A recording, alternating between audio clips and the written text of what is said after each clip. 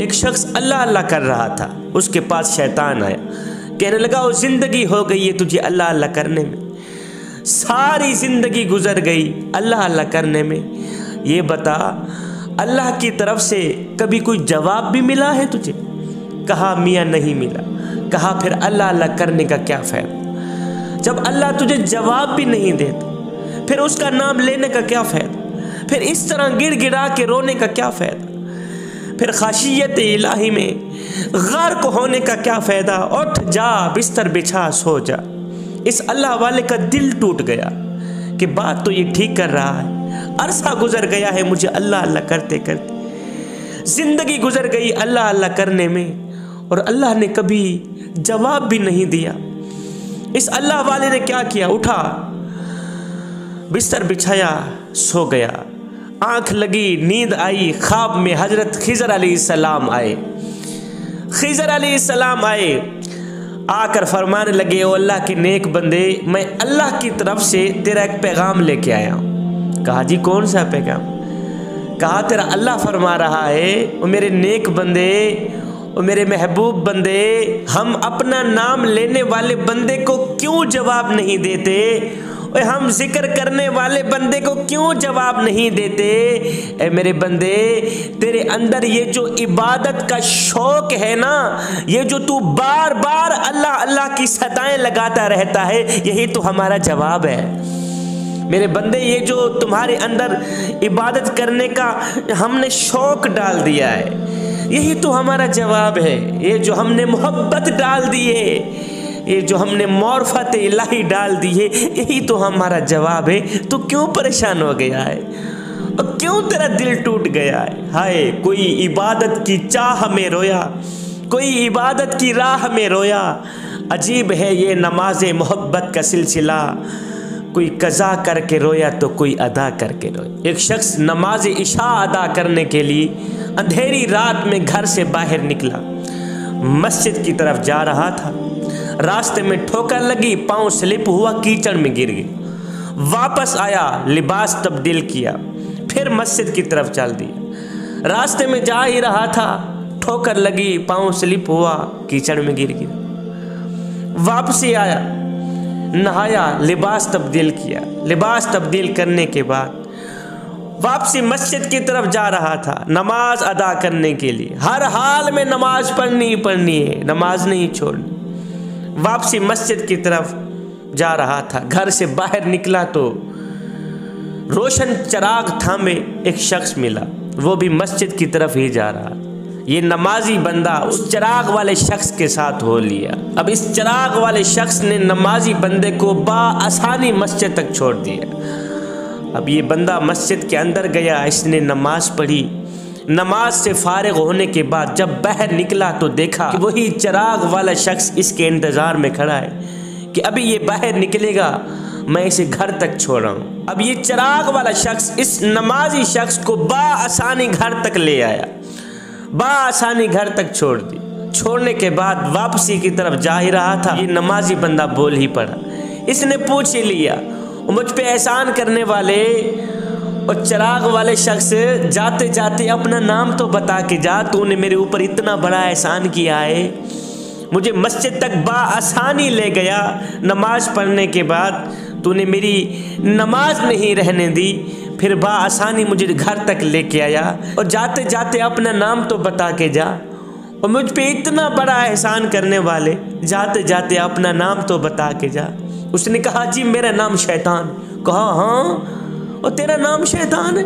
कहा हाँ मेरा नाम शैतान है। कहा और तुझे तो मेरी नमाज रह जाने पर खुश होना चाहिए था, तो फिर तूने चिराग हाथ में लिए मुझे मस्जिद तक लेके गया, मैंने नमाज अदा की, फिर तू मुझे वापस घर छोड़ के जा रहा है, इतनी बड़ी नेकी करके जा रहा है। और शैतान का नेकी के साथ क्या ताल्लुक? शैतान का नेकी के साथ क्या लेना देना?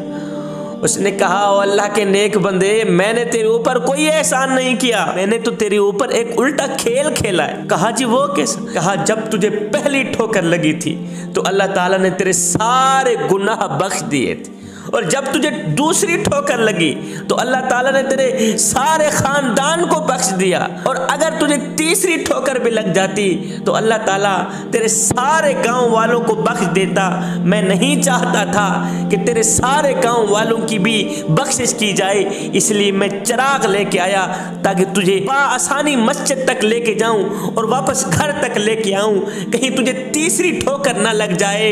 ओ मियाँ, मैंने तेरे ऊपर एहसान नहीं किया, मैंने तो तेरे ऊपर खेल खिलाए, और कहीं तुझे तीसरी ठोकर लग जाती तो अल्लाह ताला तेरे सारे बस्ती वालों की बख्शिश फरमा देता, इसलिए मैंने तुझे तीसरी ठोकर से बचा लिया।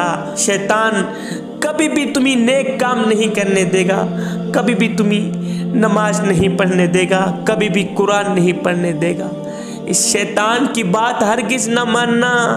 इन्न शैतान लिल इंसानी अदुव्वुम मुबीन, शैतान इंसान का खुला दुश्मन है। बंदे, अल्लाह जब नाराज होता है रोटी बंद नहीं करता। मियाँ, अल्लाह जब नाराज होता है रिज़्क बंद नहीं करता।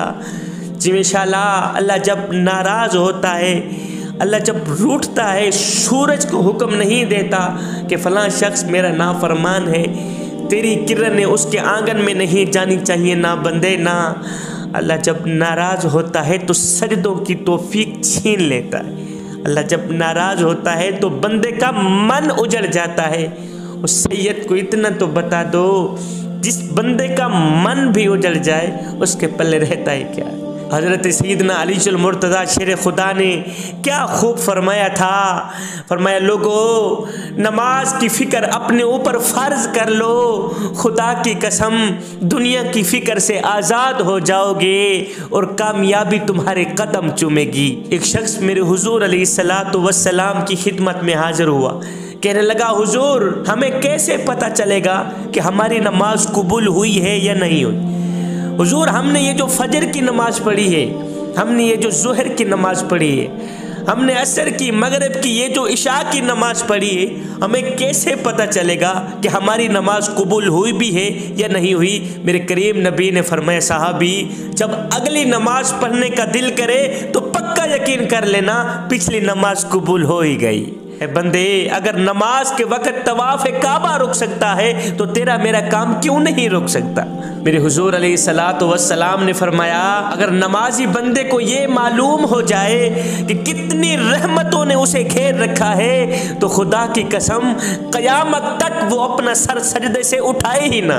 जवानों, नमाज वो वाहिद हुक्म है जिसे अल्लाह ने आसमान से वही के ज़रिए नहीं उतारा, बल्कि अपने महबूब हज़रत मोहम्मद मुस्तफ़ा सल्लल्लाहु अलैहि वसल्लम को आसमान पर बुलाकर तोहफे में दिया है। मेरे हुजूर अलैहिस्सलातु वस्सलाम ने फरमाया, जब मेरा उम्मती नमाज पढ़ता है तो उसके सर पर नेकियों की बारिश होती रहती है। जवानों, अगर कामयाब होना चाहते हो तो नमाजी बन जाओ, इसलिए कि नमाज के बगैर कोई भी कामयाबी मुमकिन नहीं है। हज़रत सैयदना अलीजुल मुर्तज़ा शेर खुदा ने क्या खूब अर्ज़ी की थी।